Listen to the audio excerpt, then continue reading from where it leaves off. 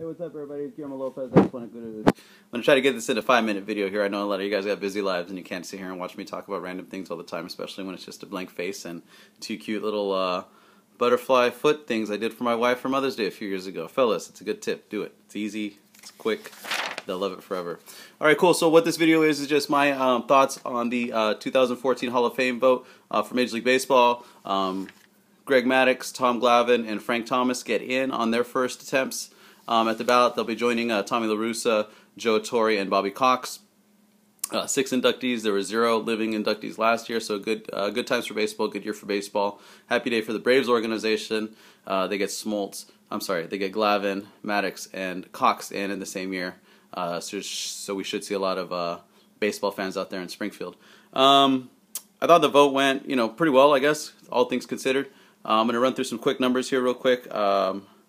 Not getting in, you need 75% the vote to get in. Not getting in is Craig Biggio at 74.8, Piazza 62.2, Jeff Bagwell got 54.3, and Tim Raines got 46.1. I'd also like to talk briefly about Mike Mussina at 20.3. I guess Craig Biggio will get in. He only missed it by 2 votes this year. Craig Biggio, to me, I don't know that he's a Hall of Famer. Quickly, here's my criterion. Okay, right now at this point, with the baseball vote, the time era that we're coming up on, this is my era. Okay, this is when I grew up, when I really started getting into baseball, following it as a teenager, young man going forward. I'm 37 right now. I'll be 38 in a couple months. So we're kind of really getting into the late 80s, 90s, my bread and butter as far as candidates for the Hall of Fame. So we're kind of coming up to what people call the eye test. This is, I've seen these guys play. I've been familiar with their career. I've kind of followed them. I'm aware of their, year in, year out, what they accomplished. So I'm kind of leaning more towards the eye test now, opposed to just looking at statistics and raw numbers. Craig Biggio has great numbers, 3,000 hits, the doubles, the stolen bases, all those type things.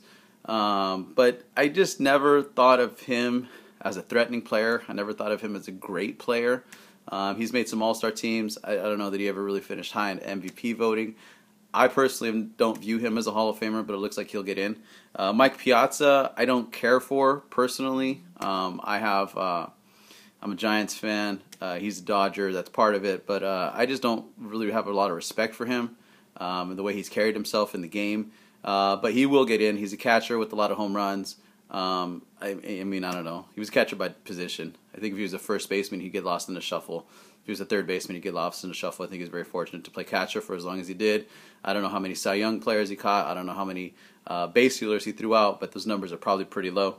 You have Jeff Bagwell. Again, I don't particularly believe Jeff Bagwell is a great candidate. I think that if you're talking about punishing PED players, players that maybe have been on steroids, I think Jeff Bagwell, to me, has always looked like one of those guys.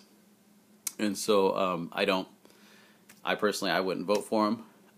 He has good numbers to back that up, though. Tim Raines, I do think Tim Raines should be in. Tim Raines is a stud.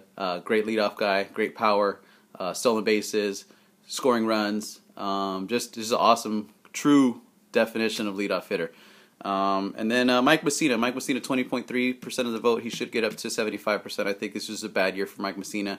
When I look at Mike Mussina, I viewed him, and a lot of people viewed him as just one of the top 5 pitchers in baseball for a good 8-year stretch. And I think that gets you into the Hall of Fame. I think that's what the Hall of Fame is all about. Quickly, Roger Clemens got 35.4% of the vote. Barry Bonds got 34.7%. This is going to be more than a 5-minute video. Sorry, I'm already at 4.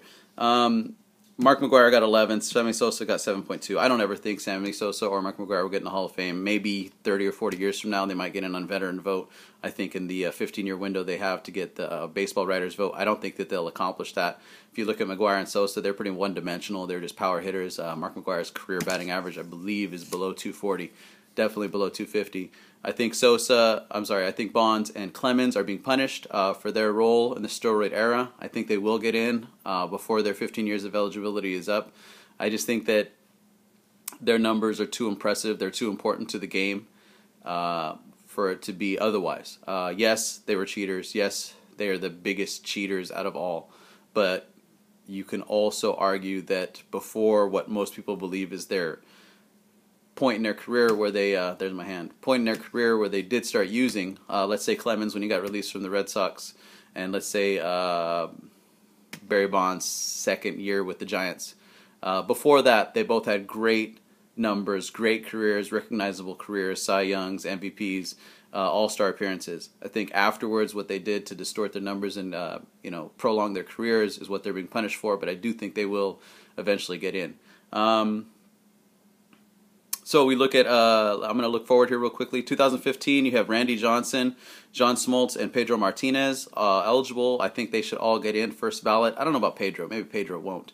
But I think that Randy Johnson and I think that John Smoltz definitely will. And Gary Sheffield is also part of that class. I personally believe Gary Sheffield is a Hall of Famer. To the eye test, to me, he's one of the most feared hitters out there. Yeah, he was a little bit of an a-hole, but Gary Sheffield had a sweet swing, great numbers for a long time. I think he should get in. You look at 2016, Ken Griffey Jr., probably the only first ballot Hall of Famer on there, so I think that's a year that Mike Mussina will get in. Biggio will, if he hasn't already. Piazza will. I'm hoping that Bagwell just kind of lingers because, again, to me, the eye test, I'm not in love with Jeff Bagwell's career. And then 2017, you have Vladimir Guerrero, Jorge Posada, and Edgar Renteria are three names that I circled. I think Posada gets in first ballot easy. I think Vladimir Guerrero, I don't know if he's a first ballot Hall of Famer, but he's definitely a Hall of Famer. He was a stud. Great arm, great bat for a long time. And I personally feel Edgar Renteria should also be in the Hall of Fame. So that's my quick recap on the Hall of Fame vote, how everything's going. Thanks for watching my video. And yeah, I don't think Mike Piazza should get in. I think that if Roger Clemens throws a bat at you in the World Series and you just kind of walk away going like, what was that all about? Instead of manning up, you don't deserve to be in the Hall of Fame. Thanks for watching. Go Giants. Have a good day.